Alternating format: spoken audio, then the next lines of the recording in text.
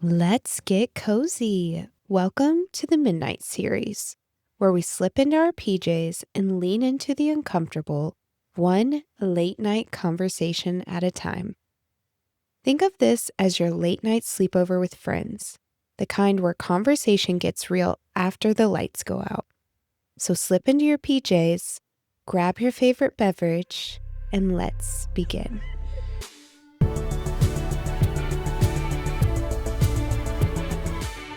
We're talking about your battle with spiritual warfare, which I think is really interesting that we had my episode first and really talked about all that and my experience, at least. And it's not even, I don't even think I fully went into depth, right? I didn't fully go into like my childhood and stuff, right?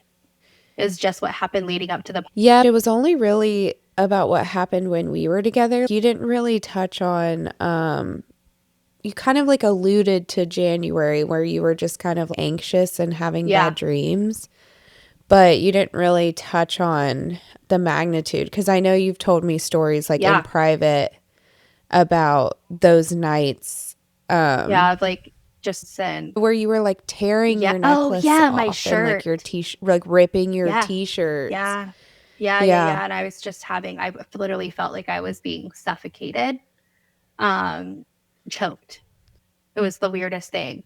Yeah. I guess they're kind of the same thing, but I remember one, it was just like really heavy. Like I felt like pressure on me. And so that's why like, I think that's why I ripped my shirt. And then the one that I felt like I was being choked out is when I ripped my necklace. And there are two instances I ripped a necklace. There is one that was my astrology necklace. And so I took it as like, oh my gosh, it's my astrology necklace. Like I shouldn't do that. But then not even that much later, I had my other cross necklace, not this one. And I ripped it off. And to this day, I still can't find that cross, which is so wild. I don't know where it went. Yeah. Really? And it's got to be like somewhere in your room. Exactly. Like I remember ripping it off right by the doorway. Like I got up and I jumped up and I was freaking out. And I ran through the door and I just ripped it off. And I looked all through the carpet, like couldn't find it anywhere. We might need to I think I need to actually sit down and kind of write out everything that I went through. I do outline I guess I struggle a little bit with it in my testimony too. And then finding Isaiah, but I think that actually should be another episode where I dive into everything. Well, let's hear about yours, and then I'll see if mine is parallel to it as well. So this was probably a week ago. I had a really weird dream where in my dream I had broken my collarbone and I had gone to the doctor and they're like, well, we want to do a full MRI on you. And I started hyperventilating in the dream and I was like, I don't want to do that. Like I'm super claustrophobic. I just was panicking. And eventually I ended up doing it. And in the scan, you could see, it was so weird. You could see like all these little bugs going from my ear to my brain. And it was like hundreds of them, little tiny bugs. And then the doctor told me that I like was sick.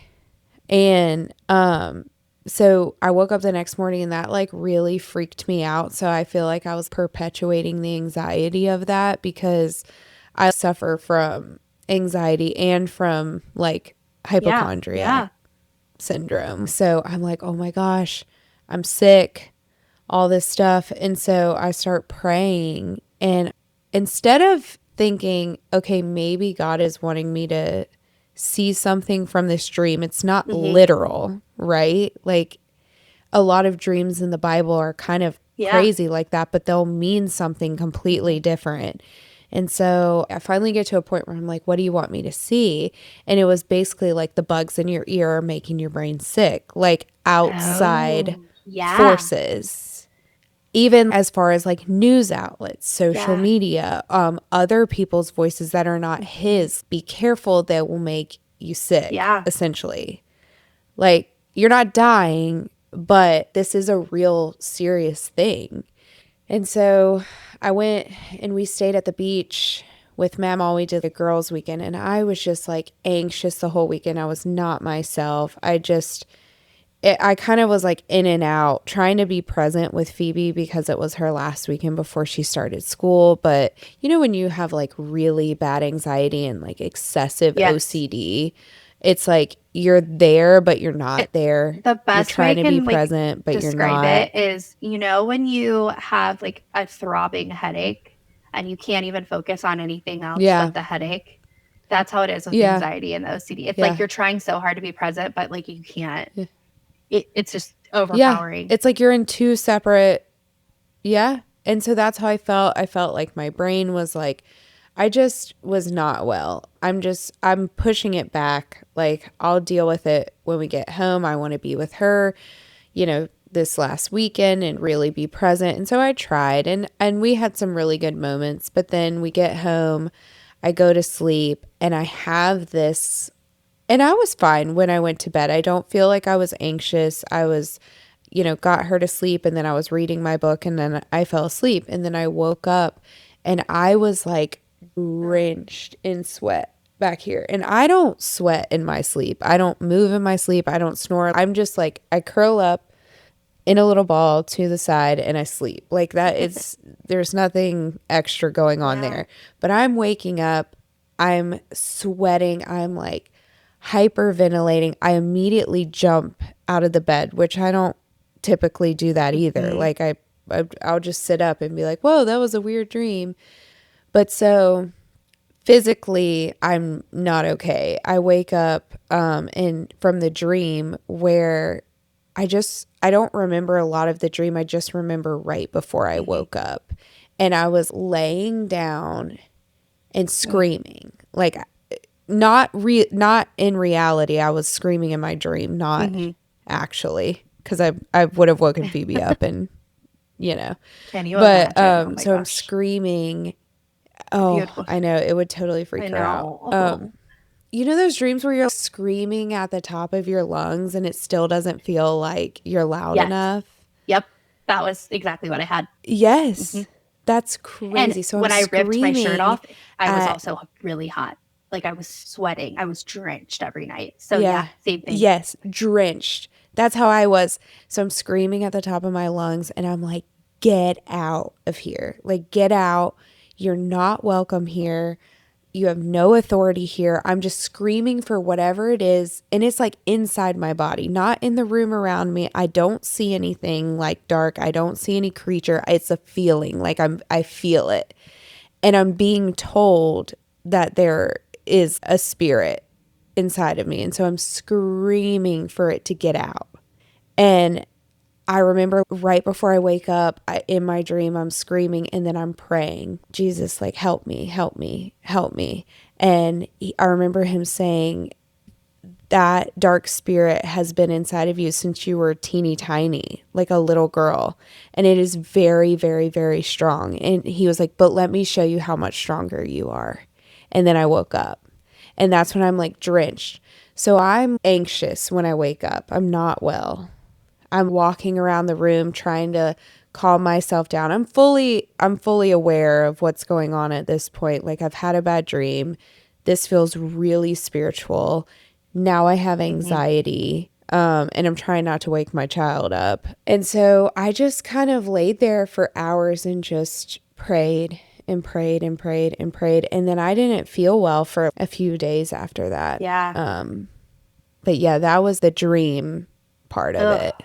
Horrible. Just awful. Yeah. Have you ever had dreams like that before? Like at all? No. No. I have weird dreams, but nothing super spiritual like that. Like the bugs in the ears in the MRI, I would have something like that before, but I would just like, whoa, that was a weird dream, and then I'll just go about my life. But at that particular one, it freaked me out. And so I got to a point where I had prayed about it. Whereas before, I don't think I would have. I would have just pushed through until I thought about something else, you know? Yeah. And just like pushed it down. Do you feel like the Lord was trying to get you to do something else after that moment. So when you woke up and you were sitting in prayer, like, did you feel like he was leading you to be in prayer or leading you to do something to get that spirit out? Or it was just, he's like, I'm working on it? I think he got it out. And like you said, I'm working on it. I think I did my part is what it felt like. And then I was like, that is, I gave it to him. I was like, I don't have any control over that besides prayer and complete dependence of, please don't ever, like, I don't ever want to feel that way again. I don't ever want to have a dream like that again. I don't ever want to sit in that state of anxiety afterwards. At night too, when it's alone, dark and your house is quiet and everyone's asleep. And you're trying to be strong for your kids too. I think that's the hardest part. So when my stuff in January, I had what you described for probably like 2 weeks straight, every night. Oh my, I can't imagine. I can't imagine, because when I woke up, I felt like I let him handle the spiritual side and I was trying to calm myself down, because it felt like someone was sitting on my chest. I remember laying on my back and being like, and feeling like I couldn't catch my breath. And then it felt like I would try to swallow and I couldn't. It felt like my throat was closing your central, like your nervous system was just completely shot. Oh, just shot. You couldn't. Yes. And your body is so tired after that happens. It's the closest I think people come to. I've never had a psychotic break, thank the Lord, but I think it's the closest I've ever come to one, is feeling that like the feeling in your body when you're physically shaking and you have so much, I don't know if you had that, but where you're like physically shaking afterward, like, and you're just, at least for me, it just comes up my entire body and I get scared and I feel like my mind is not my own and I'm not safe. And all you can do in that moment is call on the Lord. And I think for people who say that, oh my gosh, it's just really severe anxiety, I absolutely do think it is severe anxiety. But I truly think it's spiritual, because I've had regular panic attacks all of my life. But the spiritual attacks that I've had, I had them when I was a kid, and then I had them again in January, February. And they're exactly like you described. It's horrible dreams, horrible imagery. Oh, mine was more like I could actually see stuff. The feeling of it being inside you, you're screaming, you want to get it out, and just fully having to surrender and give it to God. And for me, the only thing, I couldn't sleep either. So what I would do is I would just stay up and I would read the Bible, just over and over and over again, Isaiah specifically. And I talk about that a lot. And I always come back to that book, because I think, I don't know what my path is, but I don't know if I'll ever fully know, but I just keep coming back to that book, and it's so heavy on spiritual warfare. And I think as Christians or believers, non-believers, whatever you identify with, spiritual warfare is so real. And if you think it is not, and you think that there is nothing beyond our bodies, I think it can be a huge disservice. At least for me, that's how I feel. Because for so long I pretended like it didn't exist because I was scared of it. And I just kept pushing it down and pushing it down. And when I finally took it head on, it was absolutely terrifying, but it was like I was almost left without, like, it just came to me. And I guess I don't want to be like, oh my gosh, if you don't believe it, that's terrible. That's not what I'm saying. It's more, it's just so real. And I think some people experience it more than others. And I don't really know why, but if you're experiencing it, I don't want you to feel crazy or alone, because you literally think you're crazy. Yeah. Like you think, oh my gosh, I'm going wild. Like I think something's wrong. No, absolutely. And then you just sit in a perpetual state of OCD and anxiety for days after, trying to just process what you went through, because there's not a logical explanation laid out in front of you. It's more of a feeling, like your body and your mind had a spiritual and physical reaction at the same time.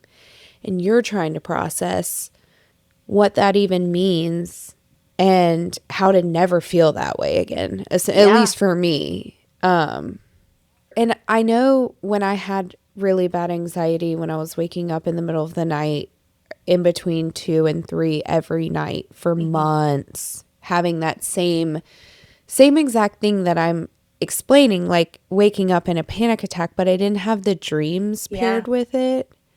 And I did not have a relationship with the Lord paired with it. So I have been through the physical experience of what I experienced the other night, but the spiritual part of it, I had not. At least there was probably a block there for me where I couldn't fully see it before when I was little or, a teenager. But now that I know that it exists and it's a real thing and I'd been through it for 13 years, I don't know. It was the strangest thing. And I remember I finally fell back asleep around 4:15 and I had to get up at 6:45. I think this was Phoebe's Phoebe's first day of school. So a lot of that was, you can add in, I'm anxious about sending her back to school. And yes, absolutely. I think that definitely added to what was already happening. I had had a bad dream 3 days before. I had had anxiety for 3 days. Essentially, now I'm sending my child back to school for her first day of school, which is like when you send your kid to public school, it's just a different level of anxiety. I can only imagine.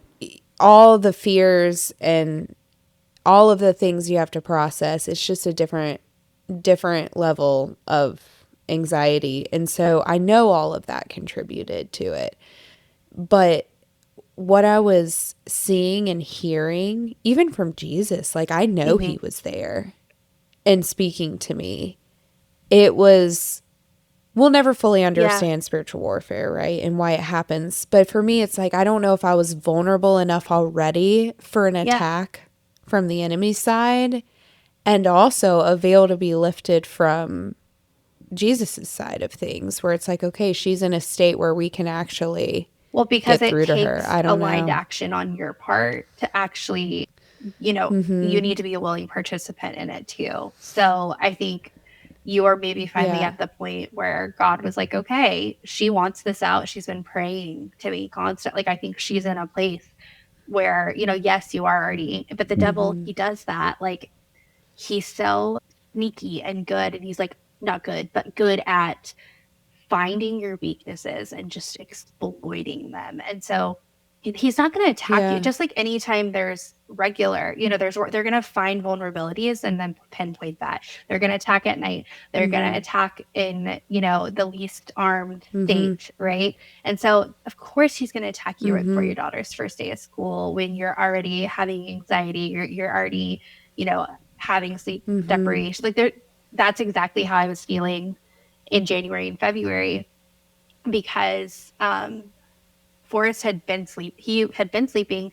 He had his 4-month sleep regression at some point, and then he was finally sleeping through the night, and I got maybe 1 or 2 nights, and then that's when all my spiritual warfare started. And so I was like, oh my gosh, why would you do, why is this happening to me? He's finally sleeping.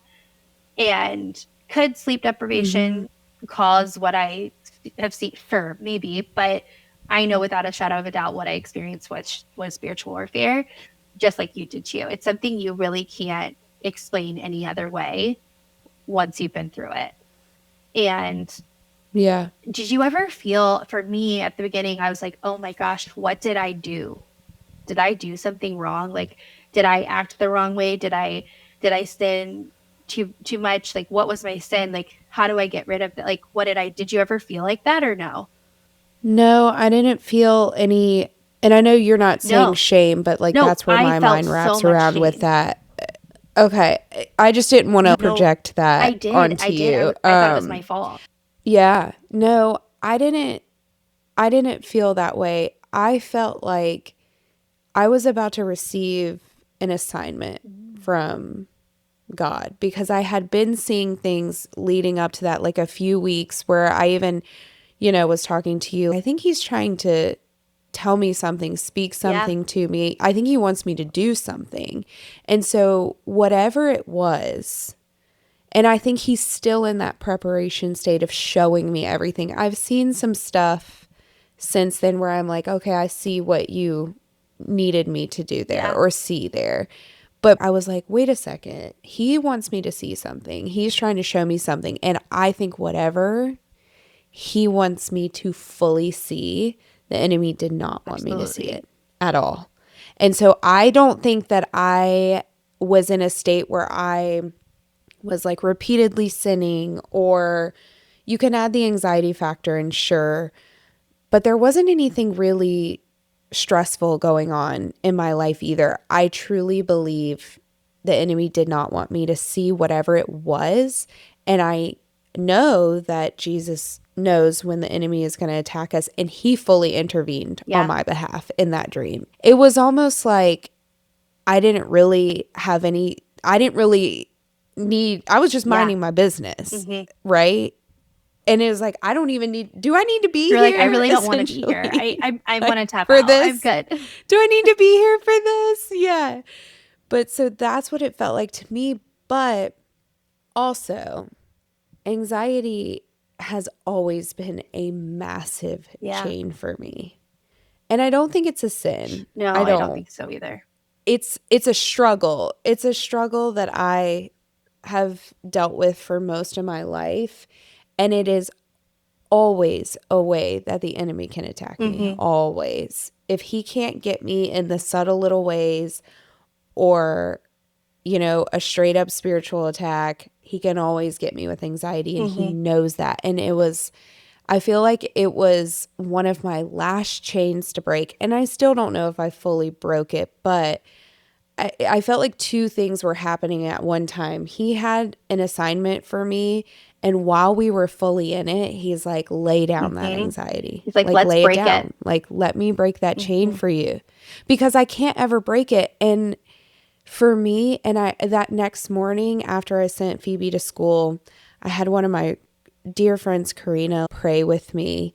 And she always says the most deep, intentional prayers that really make your soul feel alive and comforted. It's like a warm blanket over you. It's like a sensory blanket. A weighted blanket is how her prayers felt. And I was like, the prayers made me feel better, but it also made me realize, like, I have to lay this down. I have to get on my knees and give this to him, because if I don't, it's always going to be there. And I'm sure, you can lay something down and still have to lay it down 1,000 more times. You're still going to have bad days. You're still going to have struggles. You're still going to, come back to that anxious state. Do I think that was my last dose of anxiety I'll ever get? No. But I feel like I finally figured out a way to handle it, because, when I was telling you in my testimony, when I would be anxious and have these panic attacks, and you're like, did you ever cry out to God? And I was like, no, that scared me.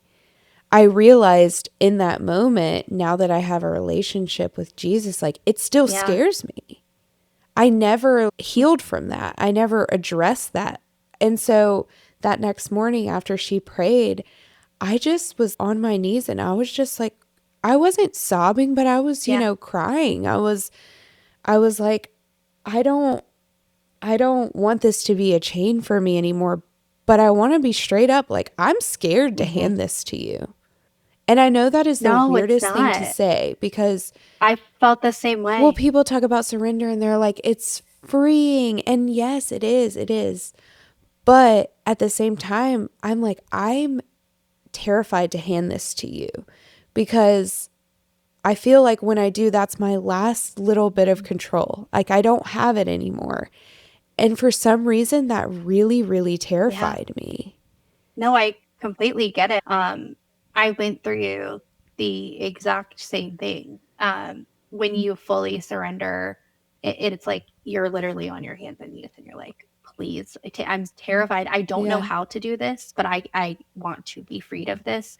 I can't have this anymore. But I'm also scared that maybe if I give it to you, something worse is going to happen. So I know the bad right now. and I probably can handle it. It's awful. And it gets to the point where you're like, but I actually can't handle it. I don't want to ever do that again. I never want to go through that. So please take it. But I'm terrified. That's exactly how I felt. And I remember rewinding, because I think I didn't touch on this part where I said I went to bed at 4:15. I woke up at 6:45 to get Phoebe up, and I'm getting her dressed for school. I'm walking down the stairs. I'm making her lunch, and I am so extremely dizzy. And so that's when I was like, Karina, will you please pray for me? Like I'm not well physically or spiritually.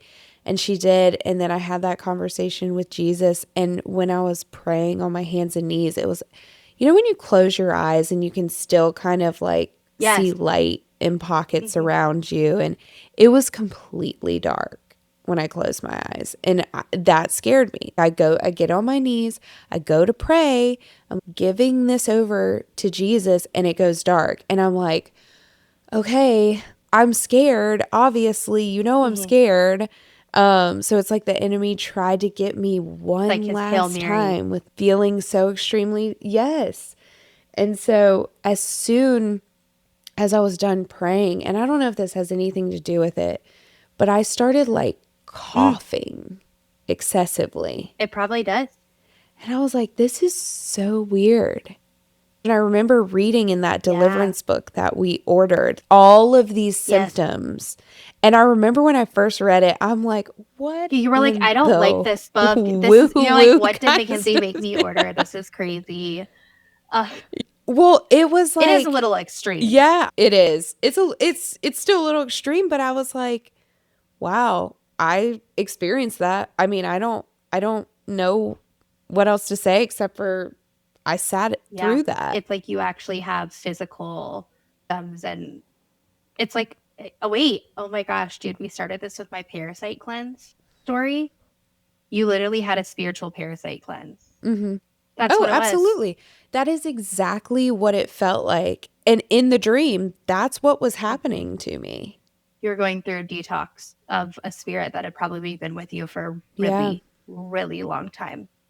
Really long time. Mm-hmm. Yeah. And he told me that information, and it was almost like, why did you tell me that? Like, I don't want to know that. Yeah. Because I tend to, with trauma and anything uncomfortable or outside of my level of logic, I tend to disassociate. That's how I cope. I'm an avoidant person. So when I say things like, why would you tell me that? Or like, I'm scared. That's just how my brain processes that type of trauma. And I do believe that there is spiritual trauma that happens to us all the time, and we don't even realize. No, I completely agree. And I think how you are avoidant, I take it head on, but I internalize it all. So I think it's all my fault. Mm-hmm. And then I try to fix it. And so much of this is not our fault. Like yes, of course, there's, sin involved. Absolutely. But God's not a punisher. He's not punishing us. He's not accusing us of anything. We truly have an enemy on this earth, not even on this, but like in the spiritual world. And we are under attack. Like that is this, it's simply put. And shame is like the devil's favorite tool too. He loves to shame. And so at least like for me, that's almost how he can always get me, is by like making me feel really ashamed. And then also the anxiety is the same with you. And I think it's so interesting that you just recently went through this. And if it's anything, which it sounds almost identical to mine, if it's anything like mine, once I was able to break free from it and really have that solace and after going through all that and praying and talking to God. And after those 2 weeks that I went through, it was the craziest detox, I feel like, of my entire life. I actually visually, did I tell you about my visualization that I had? Okay, we can talk, actually, let's talk about that. No. So it was right at the end, so right before it stopped. I was desperate to get sleep and to just stop in general. Because it was just, I was literally willing to do, I remember my mom telling me that the devil, like, he's gonna almost like try and make a deal with you. And I was like, that sounds crazy. Like, no, this is not. I just have really bad anxiety. I mean, maybe he is, like, I don't know. But then I thought for a split second, oh my gosh, I'm so miserable. I almost just like want to give in and stop fighting it. I'll just go with whatever. If he obviously doesn't want me doing this podcast, like, that seems to be the biggest issue. So I'm just not going to do it. I'm just not going to do it. I'm going to give in, and it's fine. I'll just go back to living my life. And when that happened, I ended up, I can't remember exactly what it was, but I was talking to my mom, and it was that funny like YouTube guy that I sent you, the random videos. Do you remember? I think his name's James something. But he's from Africa, and so he does deliverance ministry. Yeah. And so he again is very intense. And he speaks in tongues, and there's a couple things that I'm a little hesitant on. He is so strongly convicted. I know that the Lord is speaking through him, but some of the stuff he does, I don't feel fully aligned with for myself. But he was such a godsend in that time for me. And also reading Isaiah at the same time, talking about iniquity and diving into that. I ended up doing this prayer with Evan, and it was a long prayer. I mean, it was probably like a 2-hour prayer. I'm not even kidding. And we just prayed. Sorry, I'm going to move Maggie because she keeps licking herself, and I know this is going to pick it up. But we were in our bedroom, and we were praying this prayer, and it was just confessing every single sin of our ancestors that we could even think of. I mean, I literally got to the point where I was like, I don't even know where to start. So I'm going to start with my own sin that I know that the Lord has placed on my heart. And I'm going to confess that. And I'm not going to say what it was, just because I think sin looks different for everybody. I just wrote them all out and what I felt convicted of. And I started there, and I was saying these, like, it was a guided prayer session essentially. And so you repeat a lot, you use scripture. And then I wrote out a lot of, I literally just looked up like every categorization of sin. And I was like, Evan, I want us both to like go down this list and truly confess. And I was like, look, the worst that can happen is like nothing happens, right? So we're praying these prayers. I'm literally confessing everything. And I was like, I know I have this in my lineage. Like, I know I have alcoholism in my lineage. I know I have abuse. I know I have murder. I know I have all of this in my lineage. And I want to confess that, because I don't think anybody in my entire family on either side has ever taken accountability for their sin and generational trauma. Maybe my grandparents, like, and my parents, but like before, like, I don't think there was any of that before. And so when I did that, I started having, they come to me in visions, and I always thought it was like, I think I've talked about this a little bit before, but I always thought I had a crazy imagination. It's not, it's actually, I can just see the spiritual realm, I guess. And I see so clearly this figure that I knew I had been seeing it since I started that manifestation course. And I thought it was linked to the course. And so I was like, because that's why I was so scared to do it. Because I was like, God, why are you making me do this manifestation course? There's something tied to it. I don't know what's wrong. Then after talking to some people, they were like 2 or 3 people told me to go see a psychic. And I was like, I don't want to see it. Like, what do you mean? I don't want to see this thing. Like, I want nothing to do with it. And, they were like, well, maybe it's your shadow. And I was like, oh my gosh, it does kind of look like me, but I'm not going to describe it, but it different, just gross. Like, it looks like a demon. And I've been feeling this thing, being worried I was going to see this thing, seeing it in my mind, never in the physical realm.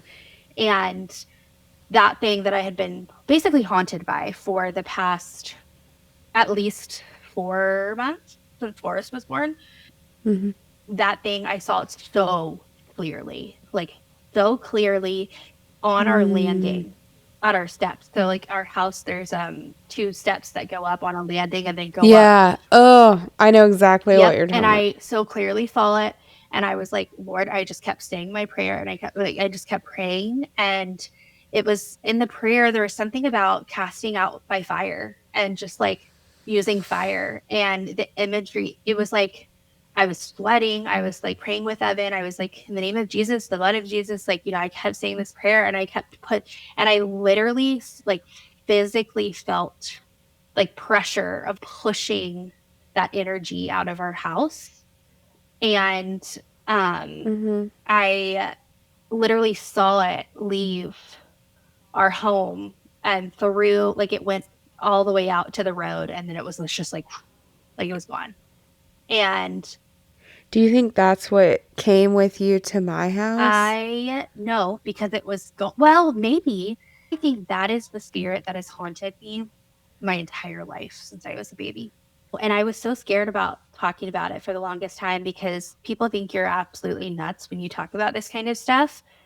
But I so clearly saw it. Like, and two, I need to like go find, I'll literally screenshot in the Facebook group of the course I was taking. I was like, is anyone seeing stuff? Like, is this, again, it's a very woo woo course. So they're all very spiritual. Probably not all good spiritual, but who knows? That maybe that was judgmental. I think everybody's trying to be good, but I mean, yeah, but the enemy has normalized that in society. Psychics, mediums, like they can all see things, and people are like, oh, that's just their gift. But if you're a visualizer, like that's one of your gifts. I think any gift that the Lord gives you, the enemy can also use as a tool of distraction. Well, I think for me, because I've always pushed that gift away, I thought it was a curse, actually. Now obviously it is a gift. It is not something that I can just tap into or call. It is given. Right. If I'm following it up or trying to see something or trying to do things, it's not from God.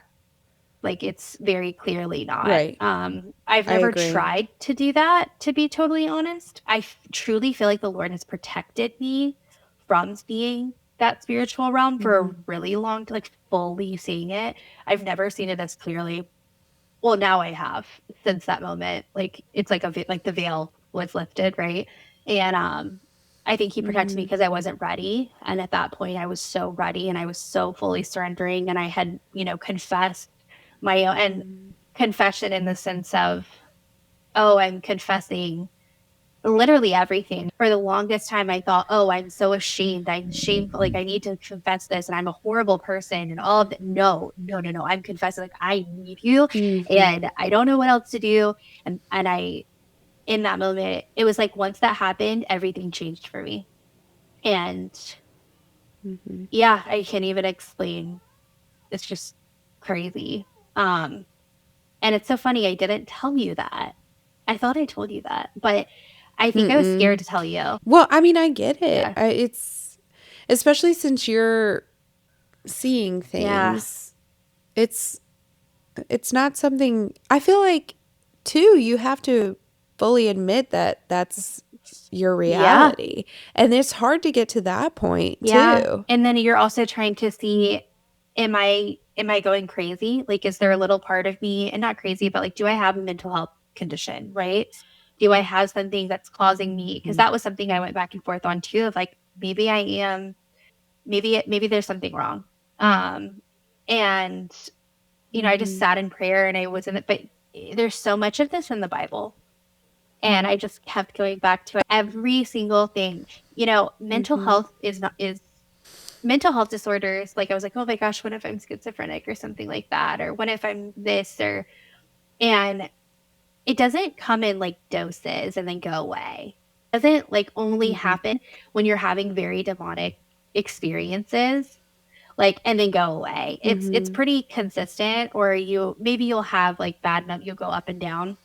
But everything that I laid out between the mental health disorders and actual spiritual warfare, it seems like me thinking I had a mental health disorder was like it trying to excuse or justify what I had gone through. And so I think I haven't told a lot of people about that, because I haven't told anybody really, except my mom and Evan, obviously, because he was going through something crazy. Because he went through almost the exact same thing, but with his family stuff, like a month and a half after that. So it's just, I don't know what it is. but also we're not the only ones. You and I are not the only ones that are going through this. I see it all over TikTok. I see it all over Instagram. Mm-hmm. There is some kind of, awakening that's going on right now. And that I really truly Mm-hmm. believe that Jesus Yeah. is lifting that veil up, and Mm-hmm. he's showing us the spiritual realm. And I don't know Mm-hmm. exactly what fight gets to fight it, to know our enemy. And I think everybody has a different Mm-hmm. path, right? Like we don't all need to go out on the front lines of spiritual war, like go fight these, spirit. Like that's not what God is calling, at least me Right. to do. I think he's calling me to speak on it Right. and to normalize the experiences that people go through. Mm-hmm. Normalize talking about it, not normalize the experience. Yeah. Being open to talking about it and receiving that Yeah. information as someone who's listening to someone else. And circling back where you said, did you feel like something was wrong? Because that's how, you process all of it. I feel like I try to distract myself Yeah. fully where I don't ever acknowledge it. I will also like try to isolate myself. Tate had OT that morning and I was like rattled at this point. I had just prayed, but then you have those after effects of your Yeah. teeth are chattering and you feel cold and you're like shaking. And so I didn't really feel well. I was still dizzy. I'm like, I don't even know if I should Yeah. drive right now. But I had 30 minutes and I was like, I'm just going to cancel his OT. And I was like, you know what? And this was right after I prayed, break this chain. I'm scared. I need to do my part as well as, co-missioning with the Lord on this earth where it's like, yes, I've given it to him. I've gotten on my knees. I've let it out. I've asked him to break this chain for me because I can't do it out of my own will. Like I just can't. But there is like, I have to do my part. And so I went right back to my old ways of how I handle this. And I was like, you know what? No, like I'm going to go to OT. I can do hard things when I don't feel well. I don't have to isolate. And I was like, I don't feel strong mentally or physically. I'm not convinced that I am strong, but I'm going to go. I'm going to go to OT. And as the day went on, I felt a little bit better and a little bit better because I didn't, like your mom said, where she was like, I feel like the devil's going to make a deal with you. I don't feel like I had enough clarity in my mind to have even heard anything like that. But I think the fact that I didn't resort to all my old ways that kept me stuck in that state was kind of like me being like, no deal. Yeah. Even if it's I move an inch that day where it's like I don't cancel OT. Obviously, I'm not moving mountains or casting out demons, which maybe I'll get to that point one day, but just like an inch of trying to do something that moving different that inch is more than you've been able to move in your is entire enough. life. Yeah. Like that's Yeah. incredible to even be able to do that. And it's the Holy Well, and Spirit it within doesn't, you that's giving you. It's just it is. like gives me chills thinking about it. Yeah.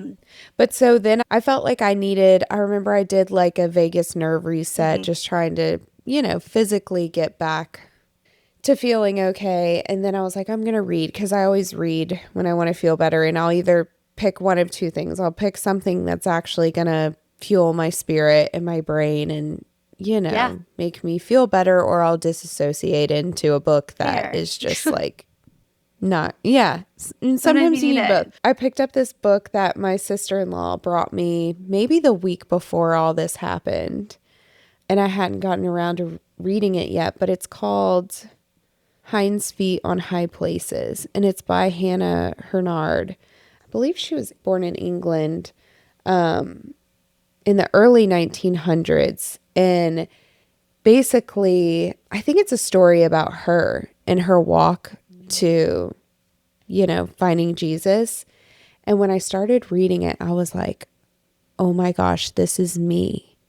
Like this has been me my whole life. And so I so clearly, he had that book ready for me at a time that I needed it. And I do want to read a little excerpt of it, but I don't want to take up too much time.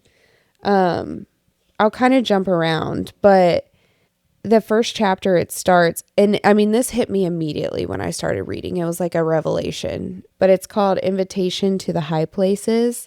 And it says, this is the story of how Much Afraid. So that's the name of the main character, the girl, Much Afraid, escaped from her fearing relatives and went with the shepherd to the high places where perfect love cast out fear. That was the first sentence in the book. And so it's really interesting. I'll take a brief pause so I can find this one part where I was like, oh my gosh, this is me. But basically she's like tormented. Well, that was like, so this is kind of explaining what she's been like her whole life. And you know what? I'll just read it. But so for several years, Much Afraid had been in the service of the chief shepherd, whose great flocks were pastured down in the valley of humiliation. She lived with her friends and fellow workers. She loved her work and desired intensely to please the chief shepherd. But happy as she was in most ways, she was conscious of several things which hindered her in her work and caused her much secret distress and shame. In the first place, she was a cripple with feet so crooked that they often caused her to limp. And so the author in real life, she had a speech impediment. And so she felt like she could never really fully serve the Lord because she couldn't speak well. And this was in the early 1900s. So I'm sure society was a lot harder on that. She was also unsightly blemish of a crooked mouth, which greatly disfigured both expression and speech, and was sadly conscious that these blemishes must be a cause of astonishment and offense to many who knew that she was in service of the great shepherd. Most earnestly, she longed to be completely delivered from these shortcomings and to be made beautiful, gracious, and strong, as were so many of the shepherd's other workers, and above all, to be made like the chief shepherd himself. But she feared that there could be no deliverance from these two disfigurements, and that they must continue to mar her service always. And so basically, I'll sum it up, but her fearing relatives are basically spirits, evil spirits that come and distract her of her work with the Lord, essentially. And her work with the Lord is to just be in service of him, to be like him, to love him, she wasn't doing any crazy ministry work at the time in this story. But the relatives come back in and they distract her by fear, aggression, basically oppression, and like forcing themselves on her life. And she is just so afraid. She doesn't know how to get rid of them. And the chief shepherd is like, when you're ready, I'll pass by your cottage and you call for me and I'll come get you. And so her relatives bombard the house and he passes by the cottage, and she was too afraid to call out to him. And so she's in a moment where they're just completely spiritually attacking her, and her neighbor comes by and she looks inside, and whatever she sees, it's not of the Lord. It's evil. And she screams into the house, you have to leave. You can't be here. And so they all get up and they walk out because they can't stay. And so she's sitting at home in the dark. She's shaking. She's shivering. Her teeth are chattering. She feels like she's suffocating. She feels like she's choking. And the neighbor that saved her was like, just go to sleep and try again tomorrow. You know, like you'll be okay. And so the next day she gets up, and so it's called Flight in the Night is that chapter. And it says, for hours, poor Much Afraid lay sleepless on her bed, too bruised in mind and body to rest in one position, but tossing and turning wearily from side to side until long after midnight. Somewhere at the back of her mind was a dreadful uneasiness, as though there was something she ought to remember, but was unable to do so. When at last she fell asleep, this thought haunted her. She woke suddenly, an hour or two later, her mind intensely alert, conscious of agonizing pain, such as she had never known before. The thorn in her heart was throbbing and aching in a manner she could scarcely bear. It was as though the pain was hammering out something which at first she was still too confused to be able to understand. Then all of a sudden, in a terrible flash, it became clear to her, and she found herself whispering over and over again, "The shepherd came and called, as he promised, but I didn't go to him or give any answer. Supposing he thought that I had changed my mind and didn't want to go with him. Supposing he has gone and left me behind, gone without me." The shock of this thought was awful. This was the thing she had forgotten.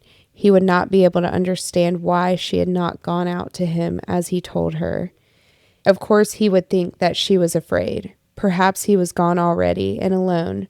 Much afraid, turned icy cold, and her teeth chattered, but it was the pain in her heart which was the most awful part in her distress. It seemed to suffocate her as she lay there in bed. She sat up shivering with cold, and with the horror of the thought, she could not bear it if he had gone and left her behind. Exactly what happened. Yeah. To both of us. And what's so wild, who do you think the neighbor is? I think it's just a voice of reason. So basically they live in this little village with all neighboring people of service to the Lord. And then in the beginning it said that her neighbors were mercy and peace or something. So I feel like it was probably one of those. That's so interesting. So anyway, she goes and she approaches the chief shepherd, basically like, "I'm so sorry. Like, I know you called." And he was like, I'm still here. I'm not going to leave you. I'll never forsake you. Yeah, I would never leave you behind. I would never leave you alone. And that rose that she mentions, like the thorn in her heart, it was a seed that he had put in prior to that night. And he says, great love with a capital L does not come without pain. You have to get to the pain to get to the love. Oh my gosh. It's like, if you think about it, I mean, not to over like simplify it. I mean, that's pretty much it. So it's as easy, as simple, and as profound as that. And there's always going to be the in between, which is just us waiting on our shepherd. Yeah. Oh my gosh. I'm so glad we were able to finally have this conversation. And we didn't even talk about, like, we were supposed to record this. Yeah. Tell them about that. We were supposed to record this last week, and I literally it was like out of nowhere. I was eating dinner, got up after I ate dinner, and I was like struck with the worst headache and vertigo. And I had not had, hadn't had that since January. When I was going through all that, and I was like, "Evan, I don't feel good. Like, I have to sit down." And then I was like, "Did I eat something weird?" I was like, "No, I'd had that. I think it was, I don't remember what I ate, but it was like something I'd eaten multiple times." And I was like, "This is so weird." And I was like, "I have to go upstairs." And I was just like, read my Bible, because I was like, I feel like this is a spiritual attack. And then I was like, "Gosh, McKenzie, you're being so extra. You're not." And so I almost was like, "Let's not do it tonight." And then I was like, "No, I think it's a weird spiritual thing, but I'm going to work through it." I got over it. Because again, it was nothing compared to what I had been through before. And so I was able to like calm my nervous system down pretty quickly. And I was putting Noah down, and you texted me and you were like, "Hey, I'm so sorry. I have to reschedule. Ross just got called into work, really random." And I was like, "Oh my gosh, well, that's crazy," because I literally had this like I had literally had a headache and vertigo. I'm almost positive it was a spiritual attack. And you were like, "Shut up. No way." That's what I had. I had vertigo and a headache. So it's just, even while it just goes to show, like, we're having the same, we don't live in the same place. We don't do the same thing. Like, it is so clearly spiritual. And yeah, it's just so wild.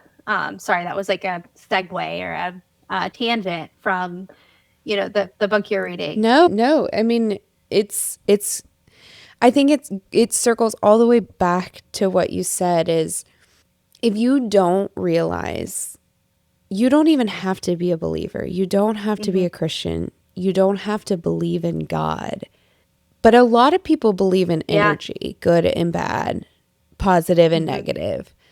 You can believe whatever you want, but if you don't believe that there is something spiritual happening around you, that is the vulnerable I agree, population. but that's where the devil wants you. That's where the bad energy wants you. And I think it's so we've even talked about this where I went through this period where I was having a really hard time with devotionals and going to church and listening to podcasts. I really poured into a lot of outside resources outside of the Bible of getting to know God.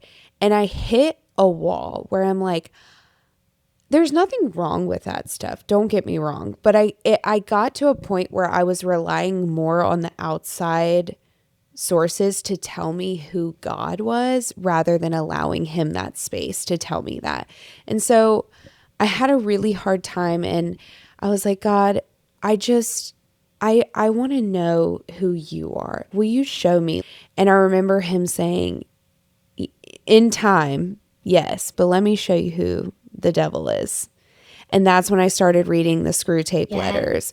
And it just so clearly hit me where it's like, that is such a part of our walk as believers. We have to know the devil, the enemy, to be able to do this. Yeah.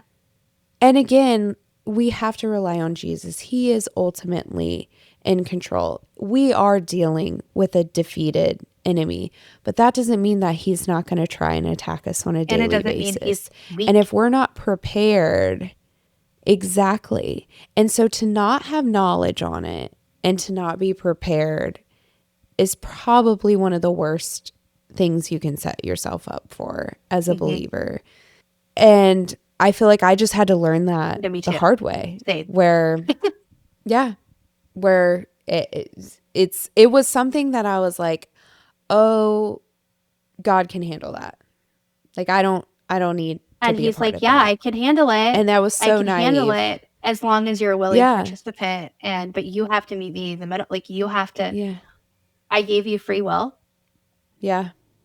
And that's what's so wonderful about a relationship with him is it's like with our kids. Sometimes they have to be uncomfortable and learn hard things. And we can hold their hands and be there.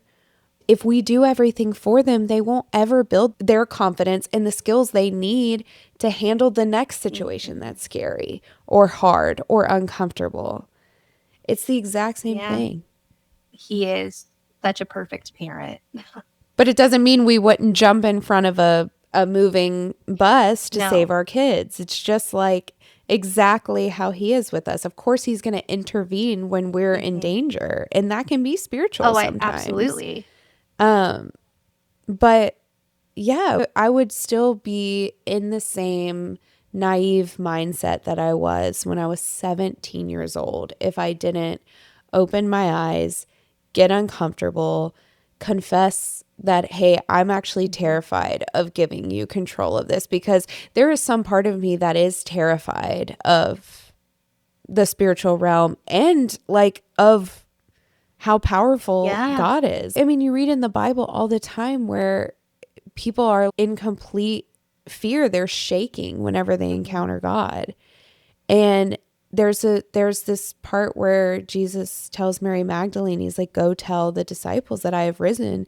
And it says she is terrified and joyous at the same time.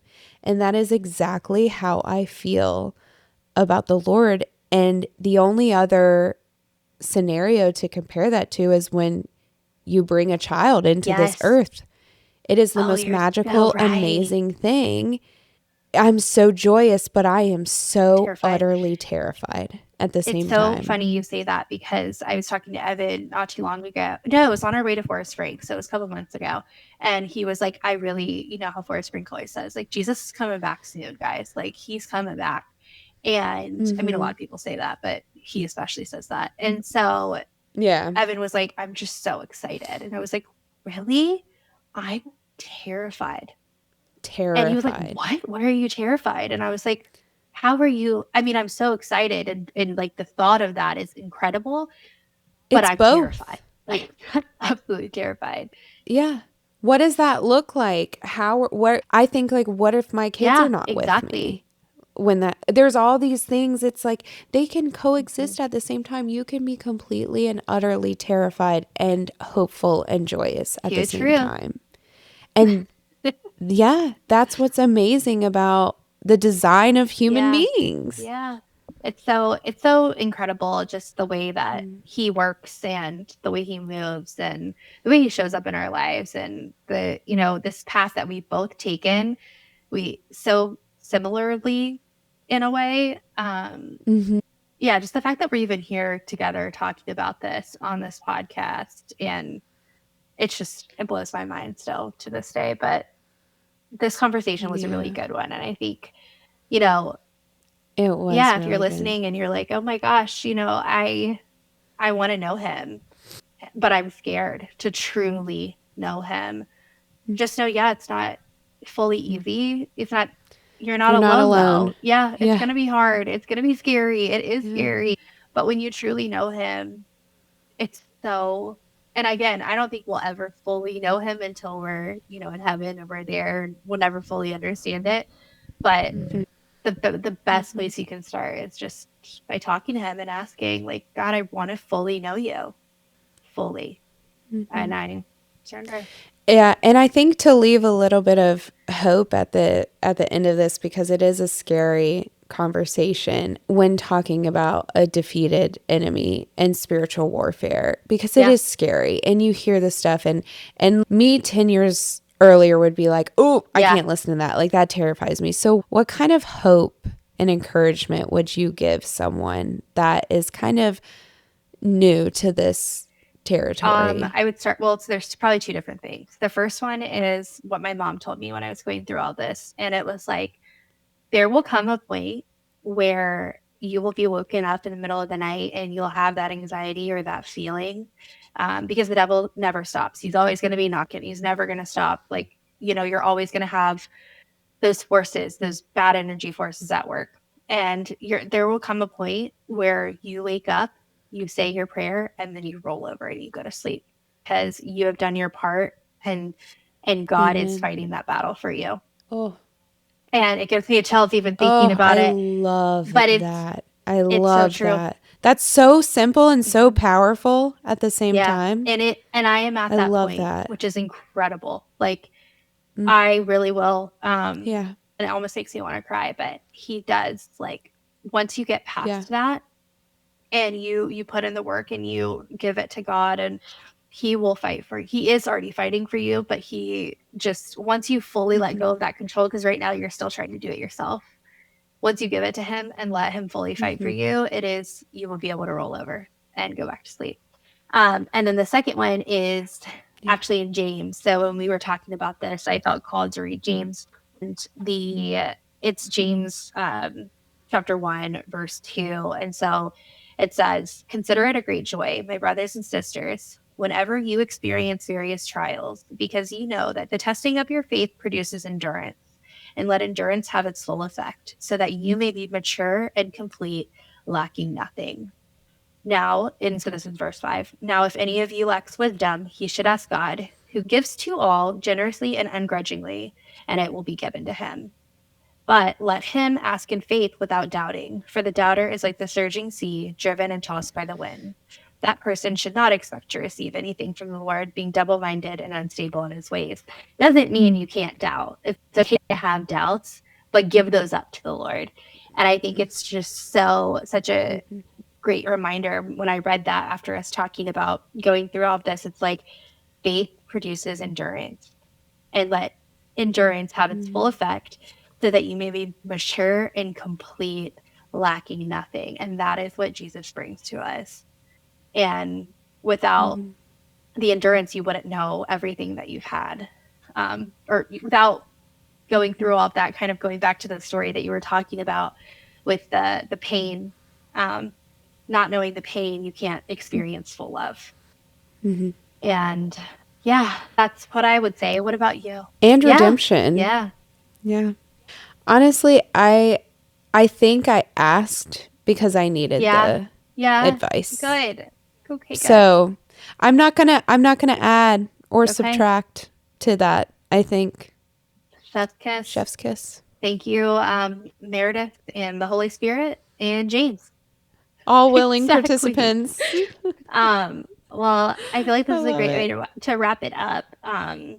Thank you so much for you guys for listening. I know this is a little bit heavier than we typically do. So, but I think it's necessary, and a willing participant of his kingdom. So hopefully you guys don't think I'm crazy. Amen.